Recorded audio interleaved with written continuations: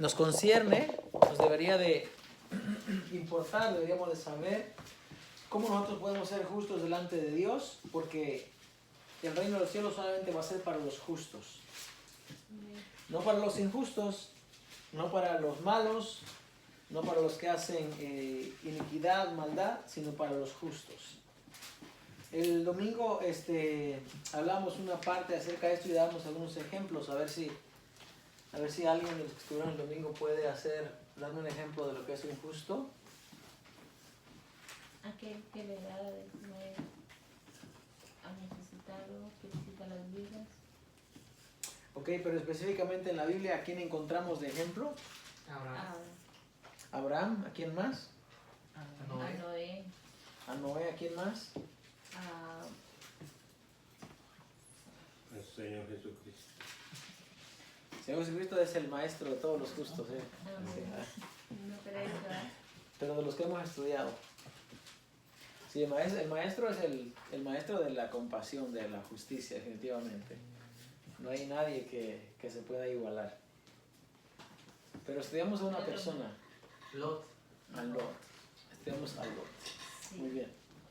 Mucha gente dice que Lot era un hombre avaro, ambicioso, porque cuando hubo un altercado entre los pastores de Lot y los pastores de Abraham, Abraham le dijo: está toda la tierra delante de ti, mira hasta dónde quieres irte, tú escoges y tú te vas para un lado y voy para otro, tú fueres para el oriente, voy al poniente y tú escoges.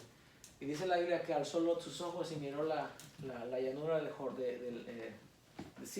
dice, me parece, que vio sus ojos y miró que era como tierra de riego, como la tierra del Edén. Y dice que Lot se fue en esa dirección. Y dice que fue plantando sus tiendas hasta que llegó a Sodoma.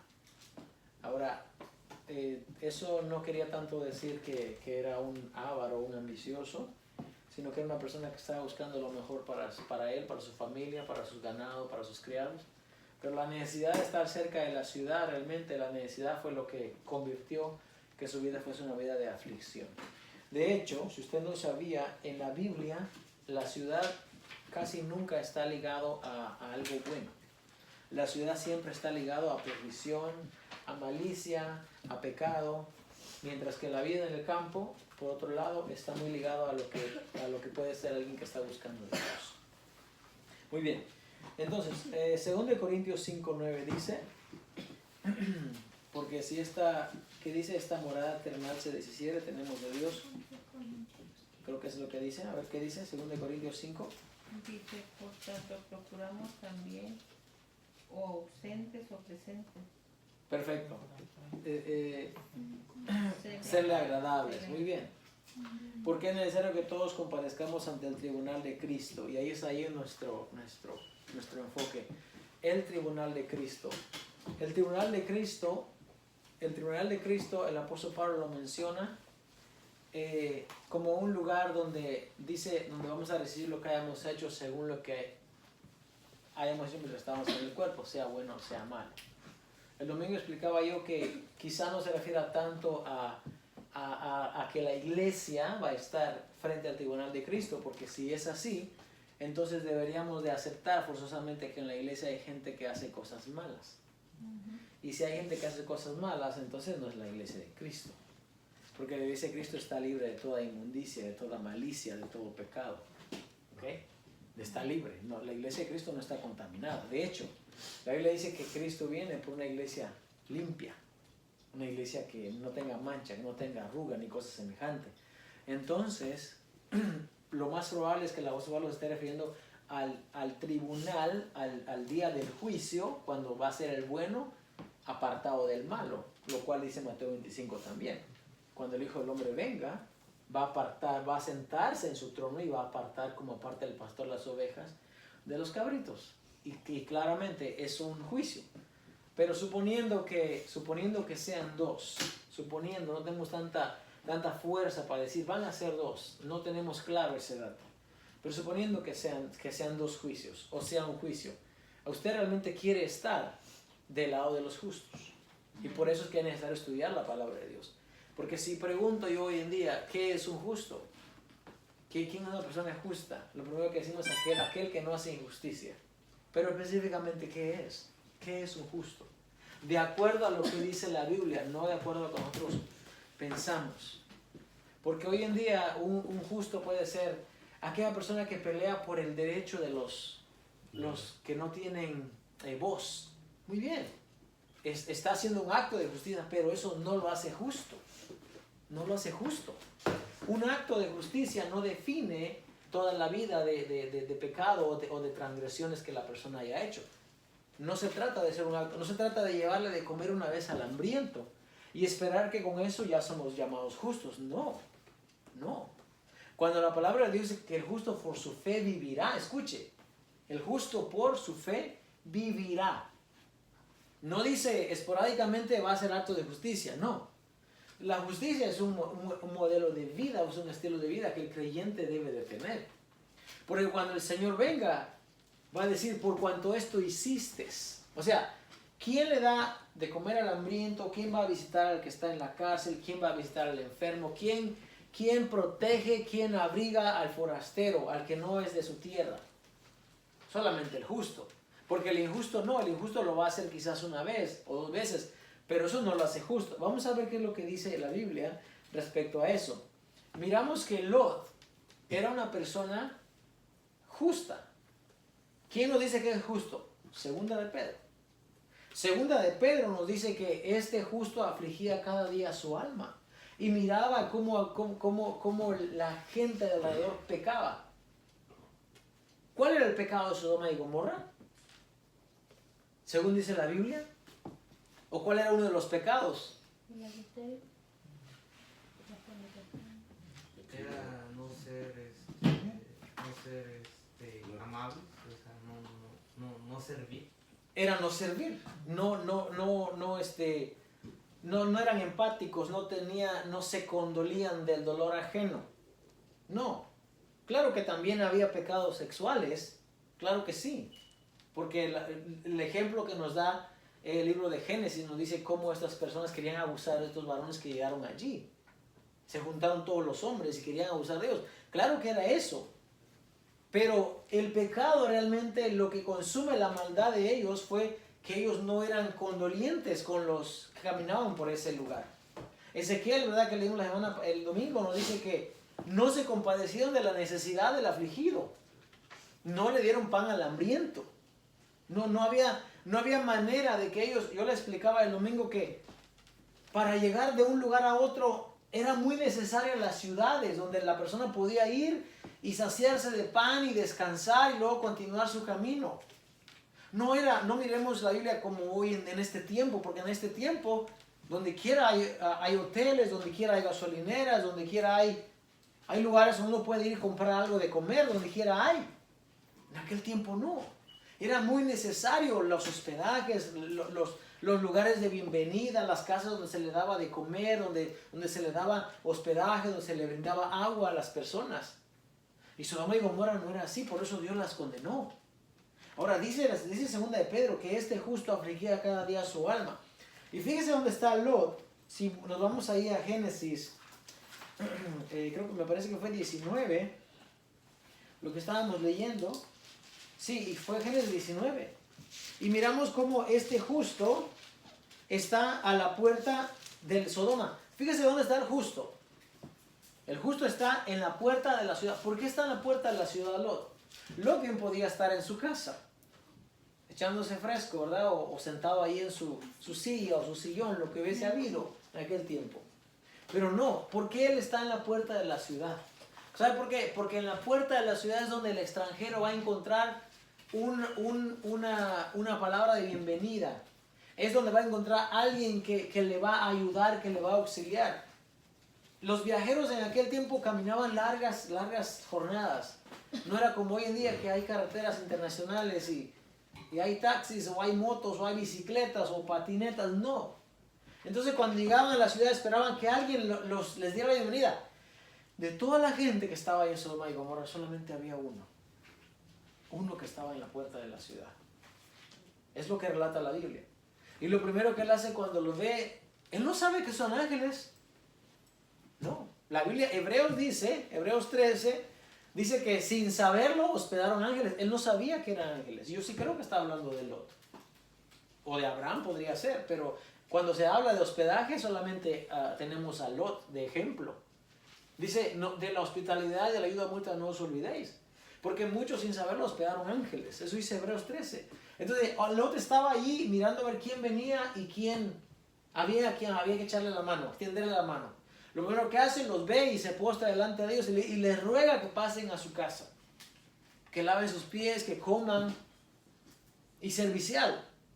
El acto de servicio es algo realmente que nosotros deberíamos de practicar. No nosotros solamente, toda la iglesia.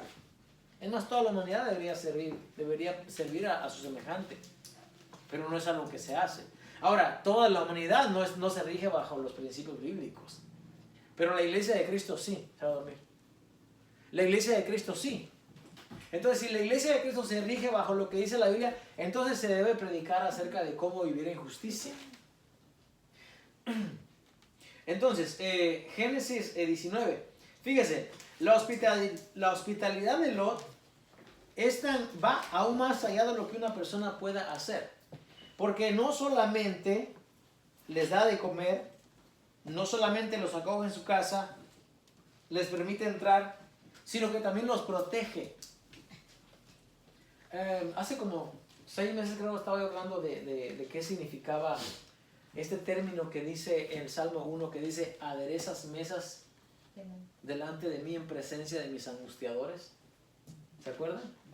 Aderezas mesas delante de mí. ¿Qué quiere decir aderezas mesas?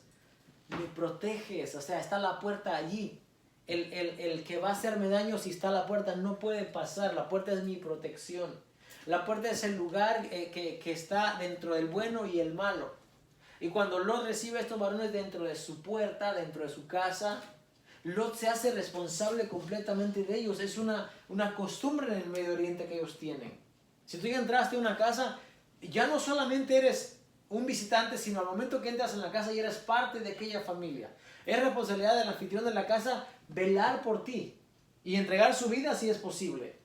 Y eso es lo que hace Lot. Dice Lot, no varones, no hagan esto.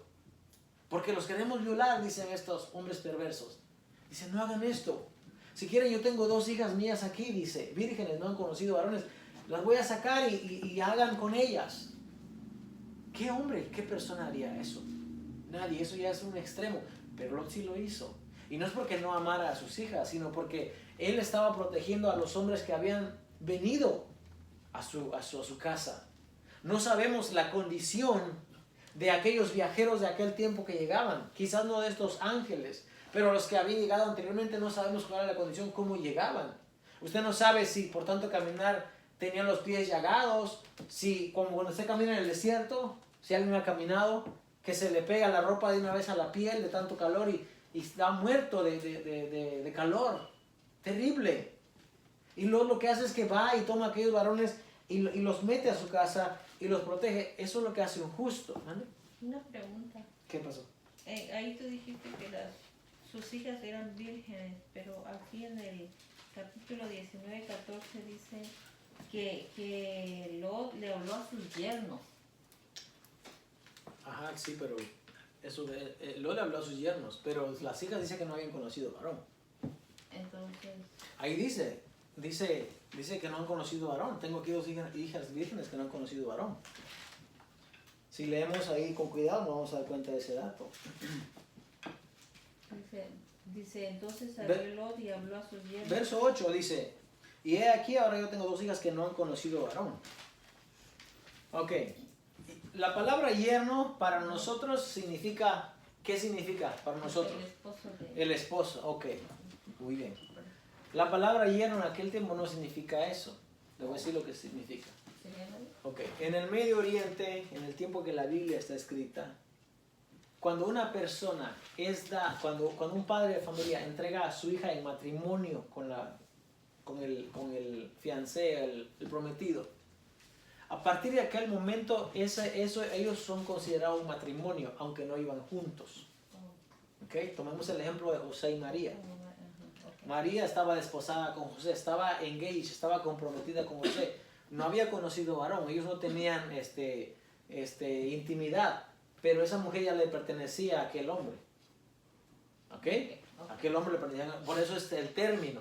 Pero el término de aquel tiempo no lo miremos como hoy en día, oh, sí, ya tenía marido porque ya dice que es su yerno. No. Es que todavía no se habían dado, oficialmente no se había hecho el pacto matrimonial y todavía ellos no tenían la bendición de los padres como pareja. No. Es que ya había sido dada en palabra, ya había llegado la persona con el compromiso, y ya tenía un compromiso. La Biblia también da otro ejemplo, dice que si alguien encuentra una joven desposada o una joven virgen en el campo, si el varón la quiere tomar y ella no da voces, no da grito, dice que esa persona, como no dio grito, no dio voces, pues realmente se considera un acto de perversidad. Mientras que si ella da voces, da grito o está desposada con alguien, ella debe de decirlo y entonces el pueblo va a caer a pedradas al malhechor. De otra manera no. Entonces el hecho de que la persona aquí diga que tenía yerno no quiere decir que vivían juntos. Muy bien. Entonces esto es lo que hace aquel justo. Ahora, fíjese, yo preguntaba el domingo, ¿verdad? Y lo pregunto otra vez. ¿Se puede ser santo sin ser justo? ¿O se puede ser justo sin ser santo? Sí. ¿Sí a las dos? No. ¿Se puede ser santo sin ser justo? Sí. ¿Mande? No. Sí. Sí. ¿Se puede ser santo sin ser justo? ¿Sí? Sí. ¿Ok? ¿Se puede ser justo sin ser santo? Sí. Sí. ¿Ah? ¿Qué pensar, Ok. En cualquiera de las dos preguntas, cada pregunta tiene una respuesta. Una persona no puede ser santa sin ser justa. Porque el mero hecho de ser santo quiere decir que estás apartado para Dios. Y si estás apartado para Dios, tus obras son obras de justicia. Mientras que hay personas que son justas en este mundo, pero no son santas. ¿Ok? Por eso cuando vemos el ejemplo de de Noé, el capítulo 6 dice que Noé era un hombre, era un justo, era un sadik, y este hombre era perfecto.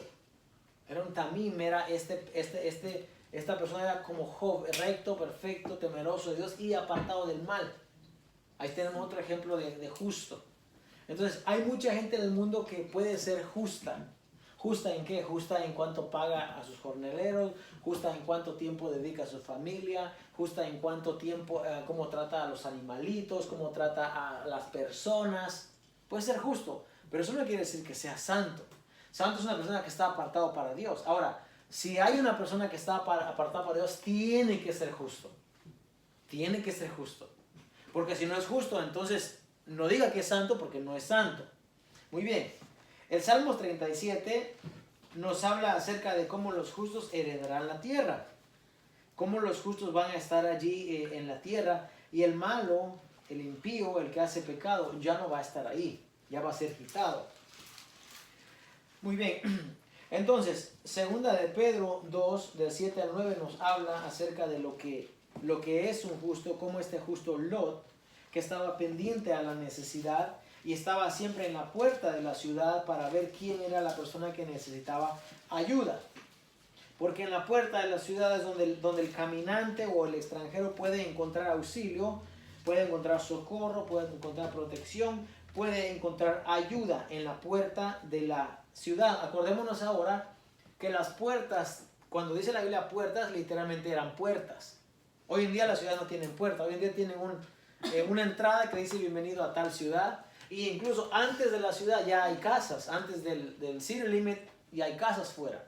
En aquel tiempo no era así, las ciudades eran amuralladas y todas las ciudades tenían una puerta por donde podía pasar. La ciudad tenía dos puertas, la puerta principal, la que se abría de par en par para que entraran y salieran las personas, y tenía la puerta que se llama la puerta de la aguja. ¿Ok? Voy a explicarle esto. La ciudad tenía, supongamos que la puerta era así, ¿ok? Digamos que fuese redonda o podía ser también cuadrada la puerta, ¿ok? Acá, dos puertas de par en par, como las películas que miramos del de guerra. Y entonces, ya sea que por este lado había una puerta pequeña que se llamaba la aguja. Esa puerta se llama la aguja. En tiempos de guerra las puertas se cierran. y solamente queda la puerta de la aguja. ¿Quién pasa por la puerta de la aguja? Solamente los que viven dentro de ahí, o los que tienen que entrar por alguna emergencia. Por eso cuando Jesús dice es más fácil que un camello entre por la puerta, por un ojo de una aguja, no se está diciendo una aguja literal, está diciendo la aguja es la puerta, así. El camello para entrar ahí, ¿qué tenía que hacer? Se tenía que arrodillar, humillar, meter primero la cabeza, luego las rodillas, y por eso dice Jesús es más fácil que un camello entre por el ojo de una aguja, por esa puerta, la puerta pequeñita. Muy bien, entonces si la ciudad está rodeada de muros y solamente hay una puerta, y entonces el justo está aquí en la puerta. Si las puertas están cerradas o están abiertas, como quiera que sea, el justo está sentado allí, ahí está Lot, esperando a ver quién pasa, para ver a quién le puede brindar un vaso de agua, a ver quién le puede brindar una ayuda. Por eso cuando Jesús dice, el que diera aunque sea un vaso de agua a uno de estos pequeños, dice, miren qué tan importante era en aquel momento un vaso de agua. El que diera un vaso de agua fría, dice, a uno de estos pequeños, será llamado grande en el reino de los cielos. Porque era bien importante, no es que hoy no lo sea, pero en aquel tiempo más, era muy importante darle la mano al hambriento, al necesitado. Ahora, eso debería ser un estilo de vida para que una persona fuese llamada justa. Hebreos 13:2 nos habla acerca de la hospitalidad que debemos de hacer. Y esto es ya en esta carta pastoral, ya en sus últimos capítulos. Se cree que esta carta la escribió el apóstol Pablo. Yo sí creo que fue el apóstol Pablo, puesto que tiene muchas palabras, mucho lenguaje acerca de lo que él habla. Dice el verso 1, 13:1, permanezca el amor fraternal, el amor entre hermanos. No os olvidéis de la hospitalidad, porque por ella algunos, sin saberlo, hospedaron ángeles. Acordaos de los presos como si estuvierais presos juntamente con ellos, y de los maltratados, como que también vosotros mismos estáis en el cuerpo. Fíjese, hermano, el problema que nosotros estamos teniendo en el mundo, pero como nos compete esta nación que es donde vivimos, el problema que hay en esta nación es que los padres no le enseñaron la palabra de Dios a sus hijos. No se lo enseñaron. Yo hablaba el domingo y decía, ¿de qué sirve que pongan los 10 mandamientos en la escuela? ¿De verdad va a servir de algo? Es como que usted se lleve una gran cortada en alguna parte del cuerpo y se quiera taparlo con una curita, un bandage ahí, en esa gran herida. ¿De qué va a servir? No digo que está mal. Está bien si lo quieren hacer. Pero eso no va a cambiar nada. Eso no va a cambiar nada. ¿Por qué no va a cambiar? Porque realmente la educación de los hijos comienza en nuestros hogares. Todas las pandillas y lo que tenemos hoy en día, sí es parte de culpa de muchas veces de la influencia, de la tecnología, de las malas amistades, pero más culpa es de los padres. Más culpa es de los padres. Los padres no han hecho su trabajo bien. Si usted cría a un hijo en el temor, en la disciplina de Dios, de la palabra de Dios, ¿qué dice Proverbios 22? Instrúyalo en su camino. Y cuando fuere viejo, no. Fíjese, esa sí que es una promesa de verdad. Esa sí que es una promesa. Una promesa que es un mandamiento que viene con una gran promesa. Aunque Proverbios no es mandamiento. Proverbios son consejos. Esos son. El proverbista se puso a dictar consejos acerca de toda la sabiduría que él había vivido. Pero dice, instruye al niño en su camino y aun cuando fuere viejo, no se apartará de él. ¿Qué quiere decir? Que si lo instruyes en el camino, el niño va a seguir y cuando crezca no se va a apartar del camino. No se va a apartar. ¿Por qué los hijos o por qué los jóvenes hoy en día se han apartado y se han ido a hacer pandillas, a hacer violencia? Por culpa de los padres. En la mayoría de los casos porque hubo un divorcio y el padre no está ahí, y no supo guiar, cuidar, proteger a su familia. Ahora, ponemos 10 mandamientos de vuelta en las escuelas. ¿Qué es lo que va a traer eso? Va a traer más juicio de parte de Dios. ¿Sabe por qué? Porque ahora no solamente van a decir, las noticias lo están diciendo, sino que ahora van a tener el monumento en la escuela. ¿No? Yo soy Jehová tu Dios fuerte, celoso. No tendrás dioses ajenos delante de mí. No hurtarás, no dirás falso testimonio. Ahora sí, cuando Dios venga a juzgar a esta nación, los va a juzgar con más razón porque mira, ahí está escrito. Acordarás del día de reposo para santificarlo, porque en 6 días hizo Jehová los cielos y la tierra. Ahí está. Ahí va a estar todo. Ahora sí, ¿con qué se van a defender? Eso es lo que ellos quieren hacer. Muy bien por un lado, pero no también por el otro. Ahora, fíjense qué es lo que pasa. Si el ser humano fuese que se doliera de la necesidad de la otra persona, nadie le haría daño a su vecino.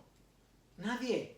Y cuando digo su vecino, no es solamente el inmediato. Me estoy refiriendo a todo el mundo.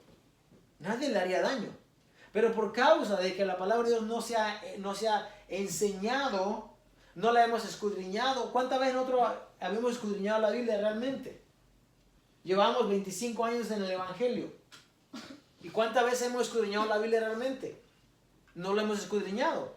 Leemos la Biblia y leemos cualquier pasaje. Y lo leemos y como que hay una historia bonita ahí, pero ya es todo lo que tiene para mí. No, tiene más. Tiene más que eso. ¿Cuántas veces hemos leído la historia de Lot? ¿Cuántas veces hemos escuchado Lot? Sodoma y Gomorra, ¿quién no lo conoce? Pero ¿saben lo que hay detrás de todo eso?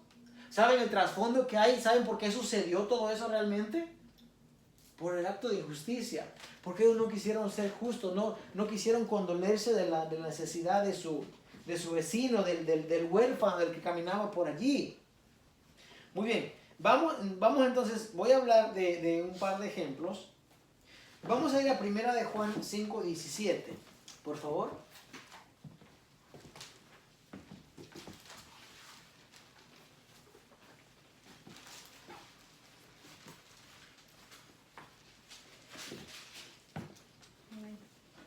¿Qué dice 1 Juan 5:17? Toda injusticia es pecado, pero hay pecado no de muerte. Ok. Sin desviarnos del tema, pero para hablar un poquito acerca de eso. ¿Por qué dice el apóstol aquí, Juan, que hay pecado no de muerte? Toda injusticia es pecado, dice. Toda injusticia es pecado. O sea que cualquier cosa que el hombre cometa que tenga que ver con injusticia es pecado. Ahora, hace una aclaración y dice que hay pecados no de muerte. Hay pecados no de muerte. ¿Cuáles son los pecados que no son de muerte? Le voy a decir cuál. Los pecados que no se cometen deliberadamente. Hay pecados que, si usted comete los pecados deliberadamente, son pecados de muerte. Porque la palabra del Señor dice que no podemos volver a poner a Cristo otra vez en la cruz del Calvario. No. Cristo ya dio su vida una vez por nosotros. Y no podemos, dice que el que viola la ley de Moisés por el testimonio de 2 o 3 personas, muera irremisiblemente. Muere la persona. Si violó la ley de Moisés, ¿cuánto más castigo pensáis que recibirá aquella que tuviera por inmunda la sangre del pacto? Dice. Entonces, toda injusticia dice que es pecado. Toda injusticia. Y el apóstol Juan está encerrando todo lo que se llama injusticia, lo está encerrando en pecado. Ahora, Israel, tenemos que mirar a Israel como nuestro ejemplo. Porque si miramos a Israel como nuestro ejemplo, vamos a aprender. Nosotros no queremos convertirnos en un grupo religioso como Israel en tiempos de Jesús, porque es lo que la Biblia nos habla. La Biblia nos habla del tiempo de Israel en aquel tiempo, en el tiempo de Cristo Jesús. ¿Qué eran las prácticas que estas personas hacían? Para empezar, tenemos que entender que todo redunda alrededor del templo. Todo alrededor del templo. Todo lo que tiene que ver, lo que es religioso, tiene que ver con el templo. Ok, fíjese, el templo estaba en control o estaba en manos de unos grupos religiosos. Los saduceos controlaban el templo, los fariseos era el otro grupo también. Ahora, ellos no hacían lo que era justo. Ellos practicaban mucha injusticia. De hecho, Anás y Caifás, que eran los sacerdotes, los sumos sacerdotes, el sacerdocio no debía estar entre familia. Porque el sacerdocio se daba a través de suertes. No era que alguien decía, me tocó a mí, ahora yo voy a reservar este lugar para mi hijo o para mi yerno. No era así. Pero ellos habían comprado el sacerdocio con los romanos. Porque quien controlaba el sacerdocio, controlaba al pueblo. Ahora, había muchos actos de injusticia que ellos hacían. Jesús menciona varios de ellos. Menciona que se metían en la casa de las viudas y les quitaban lo que tenían. Menciona también que ellos decían, oh, la Biblia dice, o la ley dice, que tú tienes que honrar a tu padre y a tu madre. Pero como lo que iba a ser para tu padre y a tu madre lo has traído para Dios, o sea, al templo, o sea, para nosotros, entonces ya no tienes que hacer nada por ellos. Y Jesús le dice, ustedes están invalidando la ley de Dios por vuestra tradición. Eso es un acto de injusticia. Entonces tenemos que mirar cómo obraba Israel para nosotros no ser como Israel. Porque Israel tenía una función. Y la función de Israel que tenía era que debía ser un árbol de justicia que diese fruto. Un árbol de justicia que diese fruto. Esa era la función de Israel. Israel debía ser como aquella higuera que iba a dar alimento a todo el mundo. En el huerto de Edén habían 2 árboles, ¿verdad? Bueno, había más de 2. De todo fruto, árbol de huerto puedes comer. Pero habían 2 específicamente. Fíjense, yo estaba viendo el otro día, estaba estudiando y también estaba escuchando una predicación y un rabino dijo, fíjense que el acto de Dios de echar fuera al hombre fue por misericordia. Porque fíjense, yo les pregunto, ¿cuál era el otro árbol que estaba dentro del huerto? Era el otro árbol mencionado, aparte del conocimiento del bien y del mal. Había otro árbol, ¿saben cuál era? ¿No? Ok, digamos que este es un árbol y Adán y Eva comieron de ese árbol. Ok, aquí está otro árbol. Cuando Adán y Eva comen de este árbol, Dios dice, he aquí el hombre es como uno de nosotros, conociendo el bien y el mal. Ahora dice, saquémosle del huerto. No sea pues que extienda su mano y coma del árbol de la vida y viva para siempre. ¿Okay? Aquí hay un árbol muy importante, que es el árbol de la vida. Ahora, si Dios deja al hombre y a la mujer dentro del huerto y el hombre y la mujer comen del árbol de la vida, ¿sabe qué iba a pasar con la humanidad? ¿Sabe qué iba a pasar? Iba a ser inmortal en pecado. Iba a ser inmortal en pecado. No había redención, no había salvación. En un caso de que eso llegase a pasar, Dios en su acto de misericordia, de bondad, de amor, los echa fuera. Váyanse a trabajar. Los saca de ahí. No estoy diciendo que en el huerto no iban a trabajar, claro que ahí trabajaban. No estaban sentados. Los echa fuera. Ahora, Apocalipsis 21 nos habla de que el árbol de la vida dice que está en la Nueva Jerusalén. Y el árbol de la vida dice que es para la sanidad de las naciones. Para la sanidad de las naciones. Ese árbol vuelve a aparecer allá en la Nueva Jerusalén. Pero ese árbol que está en el huerto, en el jardín, fíjese, ese árbol, Israel era una representación de ese árbol de vida. Israel debería de ser vida para todo el mundo. Israel. Cuando Dios los escoge, Dios le dice, no por ser mejor que los demás pueblos, ustedes los ha escogido Dios. No, no. Ustedes no son mejor que nadie, pero Dios los ha escogido a ustedes. Ahora, Israel deberá ser un árbol de justicia que diera fruto para la humanidad. Ese era el plan de Dios con Israel. Y en varias menciones a Israel se le asemeja o con una higuera o con un árbol de justicia.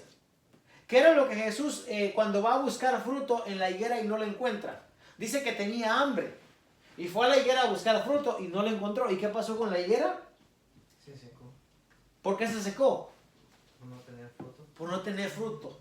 Maldita serás que nadie jamás coma de tu fruto. Y se secó la higuera. Esa es una comparación, una tipología de lo que era Israel.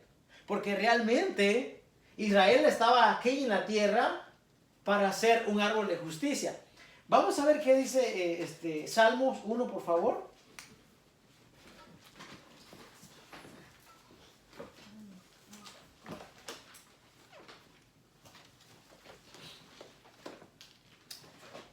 ¿quién lo quiere leer? Hasta donde dice, será como árbol plantado. Bueno.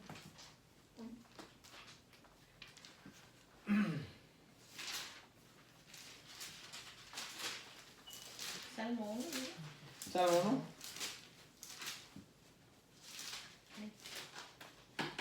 Me pasó. Ok, dice. Lo debería saber de memoria. Bienaventurado el varón que no anduvo en consejos de malos, ni estuvo en camino de pecadores, ni en sillas de escarnecedores se ha sentado, sino que en la ley de Jehová está su delicia, y en su ley medita de día y de noche. Será como árbol plantado junto a aguas de corrientes de agua, junto a corrientes de aguas, que da su fruto en su tiempo y su hoja no cae, y todo lo que hace prosperará. No así los malos, que son como el tamo que arrebata el viento. Ok. Hay muchas personas que dicen que ese salmo es un salmo profético que está apuntando a Jesús. Podría ser. Pero si decimos que ese salmo se limita solamente a Jesús, entonces quiere decir que en la tierra no hay justos. En la tierra no hay un árbol que dé su fruto a su tiempo. Fíjese. Cuando el árbol da su fruto, dígame una cosa, ¿quién es la persona que come del fruto? ¿El árbol mismo? ¿Verdad que no? No. El árbol da su fruto para que alguien más venga y coma. Ese era Israel. Israel debía ser aquel árbol, que diera fruto para que la humanidad comiese. Israel estaba puesto no por ser el único, sino que era el camino por el cual Dios iba a traer redención a la humanidad. De hecho, ese era el plan de Dios, según lo que nos dice la Biblia. Ahora, el Salmo 92, fíjese también lo que dice. Dice, bueno es alabarte, oh Jehová, y cantar salmos a tu nombre, oh Altísimo. Anunciar por la mañana tu misericordia y tu fidelidad cada noche. En el decacordio y en el salterio, en tono suave y con el arpa. Por cuanto me has alegrado, oh Jehová, con tus obras, en las obras de tus manos me gozo. Cuán grandes son tus obras, oh Jehová, muy profundos son tus pensamientos. El hombre necio no sabe y el insensato no entiende esto. Cuando brotan los impíos como la hierba y florecen todos los que hacen iniquidad, es para ser destruidos eternamente. Mas tú, Jehová, para siempre eres altísimo. Porque he aquí tus enemigos, oh Jehová, porque he aquí perecerán tus enemigos, serán esparcidos todos los que hacen maldad. Pero tú aumentarás mis fuerzas como las del búfalo, seré ungido con aceite fresco. Y mirarán mis ojos sobre mis enemigos, oirán mis oídos de los que se levantaron contra mí, de los malignos. El justo florecerá como la palmera, crecerá como cedro en el Líbano. Plantados en la casa de Jehová, en los atrios de nuestro Dios florecerán. Aún en la vejez fructificarán, estarán vigorosos y verdes, para anunciar que Jehová mi fortaleza es recto y que en él no hay injusticia. Fíjate, este salmo no está diciendo que el hijo de Dios, que el cristiano, no está diciendo que aunque sea viejo o de edad va a ser un hombre vigoroso, fuerte. No, no. Está diciendo que aunque sea una persona de edad, aunque sea un árbol viejo, dice, fructificará. Estará vigoroso y verde. ¿Para qué un árbol va a estar vigoroso y verde? Para que siga dando fruto. Para anunciar, dice, que Jehová mi fortaleza es recto y que en él no hay injusticia.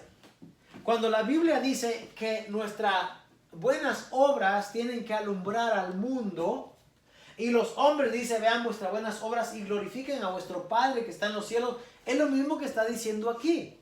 Cuando el árbol da fruto, estará vigoroso y verde. Si el propósito es para anunciar que Jehová es recto y que en Dios no hay injusticia. Entonces el hombre estaba puesto para que diera fruto para la humanidad y de esa manera anunciar que Dios es justo. Ahí está el ejemplo. Plantado en la casa de Jehová, en los atrios de nuestro Dios florecerán. Cuando dice plantados en la casa de Jehová, imagínense este cuadro. Está el arca de la alianza, el arca del pacto. Un arca que está hecho de una madera de acacia. Acacia me parece que es, creo que sí. Dentro del arca hay 3 elementos. El maná, ¿ok? las tablas del testimonio. Y hay algo más. ¿Sabe qué más? La vara de ¿Por qué la vara de Aarón? Porque floreció. Ah, la vara de Aarón porque floreció. ¿Y por qué floreció la vara de Aarón?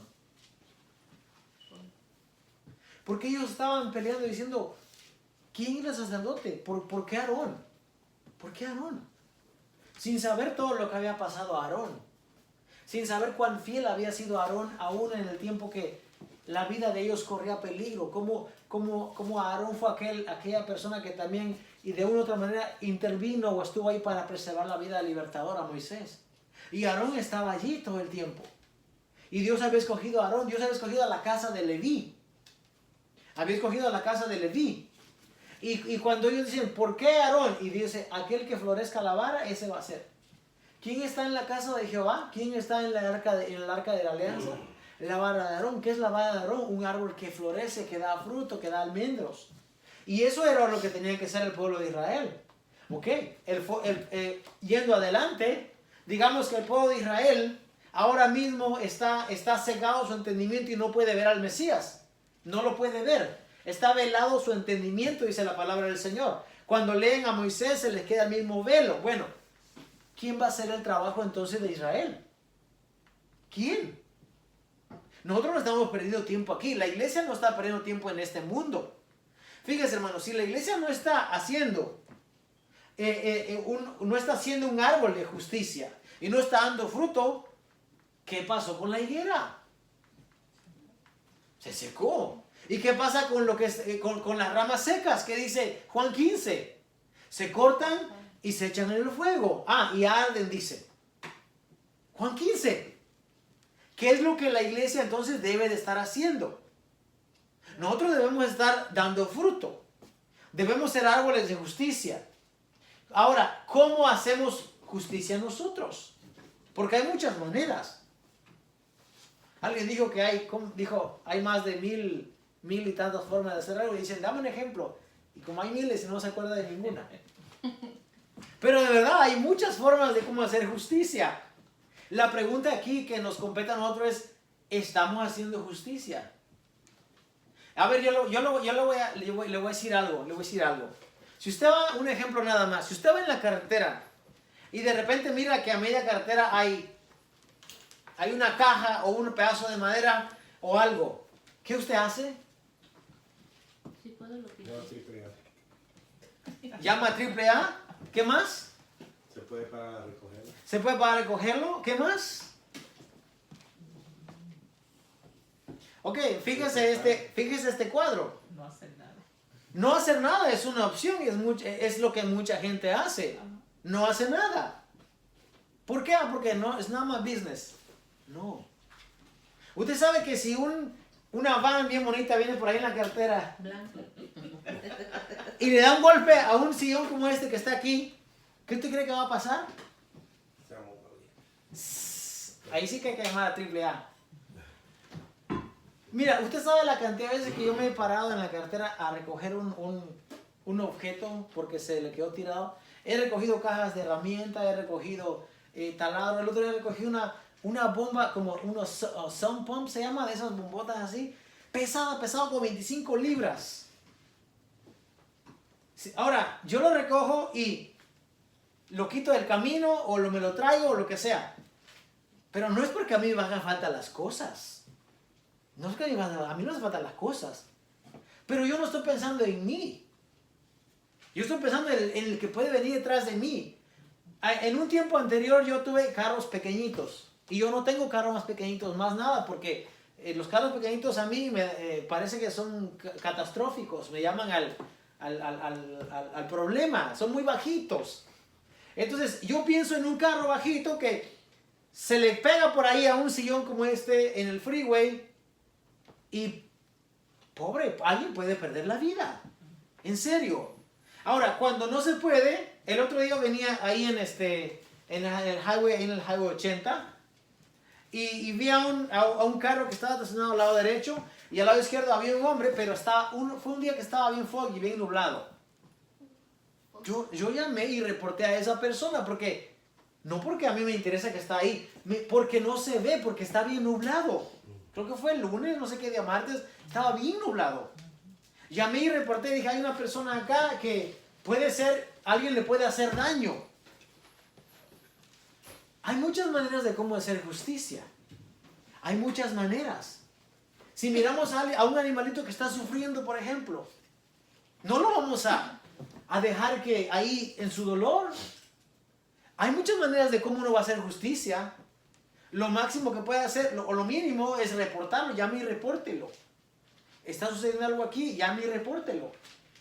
Usted sabe las veces que yo me he tenido que bajar del carro para auxiliar a alguien. Y no porque yo no sea muy bueno. No es por eso, sino porque yo pienso en la condición en la que la persona está. Yo le decía el otro día que yo salvé a una persona aquí que se explotara el carro porque su carro estaba ardiendo y nadie tenía un extinguidor de fuego. Y yo sí traigo uno porque a mí la ley me exige que yo traiga uno. Todos deberíamos tener uno. De hecho, en cada cuarto de cada casa debe haber un extinguidor de fuego. Y en la cocina 2. Porque es donde más accidentes se dan, incendios. Entonces, ¿cómo uno hace acto de justicia? Muchas veces somos, igual generalmente, no por diciendo por alguien, pero muchas veces somos como el sacerdote o el levita.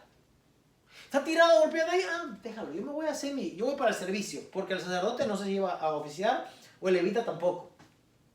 Claro que si lo tocaban, claro que se iban a contaminar, pero llegando allá podían hacer su tefilá, se podían inmergir y quedar limpios. Pero es que eso de andarse cambiando ropas y eso, no, mejor que se quede ahí. Y lo dejaron tirado. Dejaron tirado al hombre hasta que vino un samaritano. Y no solamente lo vendó, no le puso aceite en sus heridas, sino que lo puso en su cabalgadura. Y no solo eso, lo llevó al mesón. Y no solo eso, sino que pagó para que lo cuidaran. Y además dijo, si algo más te hace falta, mire, eso yo te lo voy a pagar.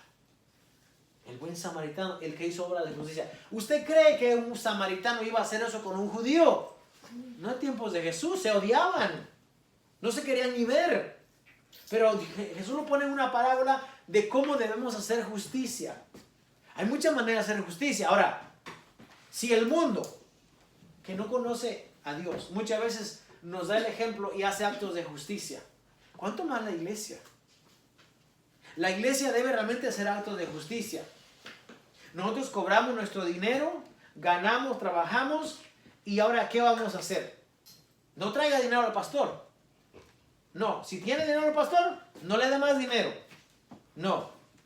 Porque sabe que muchas veces pensamos nosotros, y quizás la falta de conocimiento de la Biblia nos hace entender de que como estamos acostumbrados a un sistema, como el sistema ya se estableció así, pensamos que esa es la manera de hacerlo. Pero bíblicamente, ¿cuál es el modelo de uno hacer justicia realmente? ¿Cuál es? En ningún lugar de la Biblia va usted a encontrar que va a decir, tráigale el dinero a alguien y que ese alguien lo ministre. No. Dios sí dijo, 3 veces al templo, 3 veces al año se va a presentar delante de mí todo varón y nadie debe venir con las manos vacías. ¿Cuántas veces al año? 3 veces. En la fiesta de los tabernáculos, en la fiesta de las semanas, y ahora mismo, no me acuerdo de la otra fiesta, la verdad. 3 veces ven y no ven con las manos vacías. Y cuando vengas, ven, dice, y de tus diezmos que sacaste, dale de comer al levita, dale de comer al que no tiene tierra, compártelo y gózate y disfruta delante de Jehová. Eso es lo que dice la Biblia. Más de ahí, no hay más apoyo.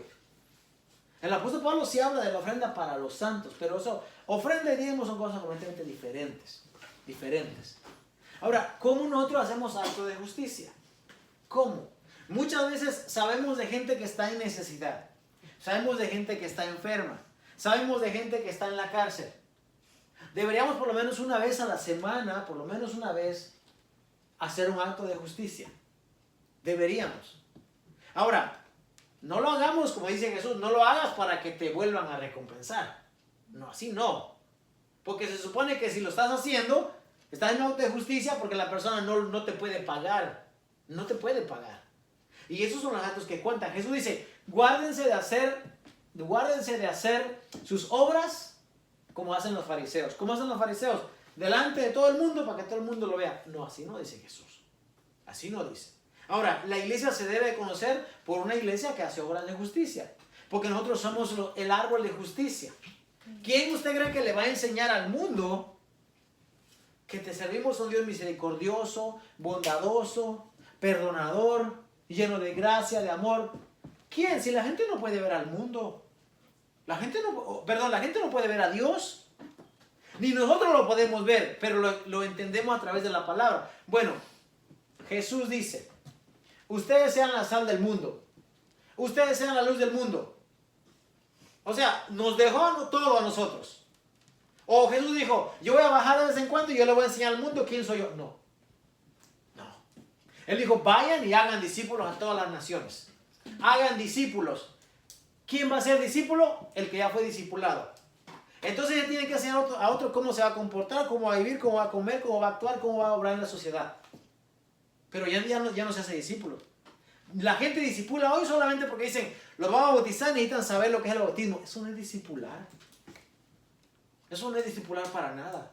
Discipular es, hey, mírame a mí. ¿Qué? Mírame a mí. Así lo voy a hacer. Así lo voy a hacer como te estoy diciendo yo. ¿Y quién te dijo a ti? A mí me dijo él. ¿Y quién él? Y así. Nosotros nos damos nuestro apoyo en lo que dice la Biblia. Imagínense si yo soy un sinvergüenza y un abusivo. ¿Qué le voy a enseñar? ¿Cómo le voy a hacer discípulo a usted? Se va a reír de mí en la cara, de verdad. Y si no se ríe, va a ser por respeto o no sé, por pena. Por eso es que el hombre de Dios, dice la Biblia, debe ser irreprensible. Eso dice la Biblia, no digo yo. Debe ser irreprensible. Marido no sea la mujer que ordene bien su casa, que tenga los hijos en disciplina, que no tenga mal testimonio de los de afuera para que no caigan en descrédito en el lazo del diablo. Imagínense la gran responsabilidad. Por eso la gente dice, es que es difícil. Bueno, al principio va a ser difícil, pero después no, después se va a hacer un estilo de vida y vas a ser así, donde quiera que vayas. No te vas a esconder de nadie y vas a vivir en libertad. Pero tenemos que empezar. Yo entiendo que muchas de esas cosas son como que tanto nuevas para nosotros, porque no es como que lo hayamos escuchado desde hace mucho tiempo y ya sabemos cómo es. Pero vamos a ir aprendiendo. Vamos a saber qué es lo que hace realmente un justo, porque usted quiere ser justo. Porque cuando Mateo 25 dice que viene el Señor, le va a decir a los justos, vengan y hereden el reino de mi Padre. De verdad. ¿Y a los injustos qué le va a decir? Ahora sí, ni los conozco, nunca os conocí. Pero estuviste en nuestras plazas y enseñaste y en tu nombre hicimos esto y eso. Les digo que nunca los conocí. Apartados de mí, obradores de maldad. Anomos, hacedores de maldad sin ley. No tenían ley. ¿Qué ley? La ley de Dios. Por eso nosotros necesitamos estudiar. Y no se canse de estudiar. Estudie, hermano, de verdad, estudie. Yo le digo, estudie. A mí me gustaría que usted estudiara cuando llegara a su casa, cuando tuviera tiempo. Y me gustaría que usted interactuara más y aprendiera más y se envolviera más. No para beneficio mío, sino para beneficio de usted. Para que usted vaya y ilumine a alguien más también. Y alguien más aprenda. Y alguien más camine con usted y diga, yo estoy haciendo el trabajo de Jesús. Porque Jesús dijo, vayan y hagan discípulos a todas las naciones. A todas las naciones. Tenemos un mandamiento, tenemos un deber. Tenemos de ser justos y de ser santos para Dios. ¿Amén? Amén. ¿Alguien tiene una pregunta? Bueno, si no, vamos a ponernos de pie, por favor. Tenemos oraciones por la señora Sonia, la hermana Ana, por la señora Marlene. Acordamos de la familia de James, también de orar por ellos. El señor Bill. Oremos por la vida también de Rosita, de Sammy. Los proyectos que tenemos como iglesia, por las familias. Por el presidente de esta nación, los presidentes gobernantes de las naciones, oremos siempre. Y siempre oremos que Dios nos mantenga firmes, sin menguar, como dice la palabra del Señor. Amén. Amén. Vamos a orar entonces en esta noche. Hermano Carlos, por favor, nos dirige la oración. Padre, en esta hora te damos gracias, Señor, por la palabra aquí recibida, Señor. Ayúdanos, Señor.